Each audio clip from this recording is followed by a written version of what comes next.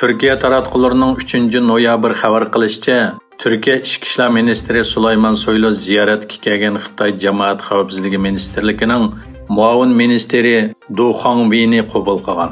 Arqadan ikki taraf axborotga yepiq bir yig'in o'tkazgan. Egilishicha, Xitoy hay'atining tarkibida Xitoyning Turkiyadagi bosh elchisi Liu Xiaobin, Uyg'ur avtonom rayonlik jamoat xavfsizligi nazoratining muavin naziri Pan Shi, Xitoy jamoat xavfsizligi terrorlikqa qarshi turish ishxonasining muavin mudiri Gao Fei qatorliqlar bor ekan. Hay'atlarda yer olgan ismlar bu uchrashishda Uyg'urlarga aloqador masalalarning muzokara qilinganligiga ishorat qilmoqda. Xitoy Kommunist hokimiyati atalmış yuqumning oldini olish siyosati nomida inson qalbidan chiqqan cheklama va bostirishlarni davomli oqlab texmi kuchaymoqda. Shundaqla irqiy qirg'inchilikni karantinning yolg'onchiligi bilan yo'shirishga urinmoqda. Ochiq manbalardan elingan sin xotirasiga qaraganda 3 oydan buyon uyiga qamalgan bir oiladan musibat xabari kelgan. Uçurga qaraganda harbiylikdan amdili qaytib kelgan va uzun muddat yolg'iz qilish sababidan buruqtirma bo'lgan bir Uyg'ur yosh 3 oylik homildor ayolini o'ldirgan. Orqadan binodan sakrab o'zini o'ldirib olgan.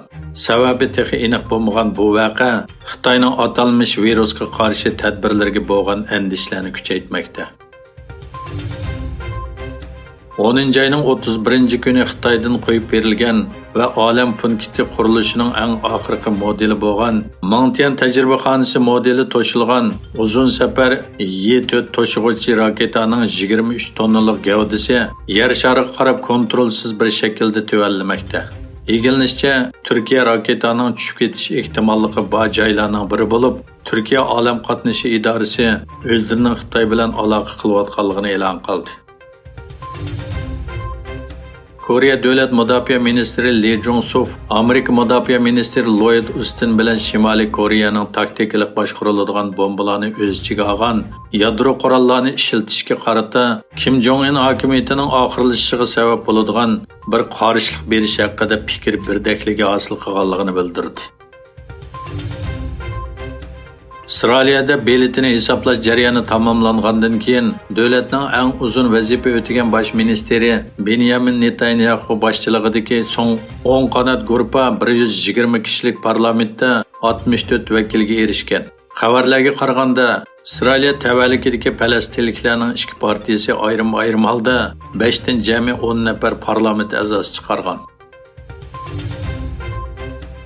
Xabar qilinishicha, ijtimoiy aloqa shirkati Twitter juma kuni xodim qisqartishni planlagan. Buningdan ilgari Tesla va SpaceX'ning bosh ijroiya amaldori Elon Musk'ning Twitter'ini 44 milliard dollarga sotib olgandan keyin shirkatning 7500 xizmatchisi ishdan bo'shatilganligi to'g'risidagi xabarlar chiqqan edi.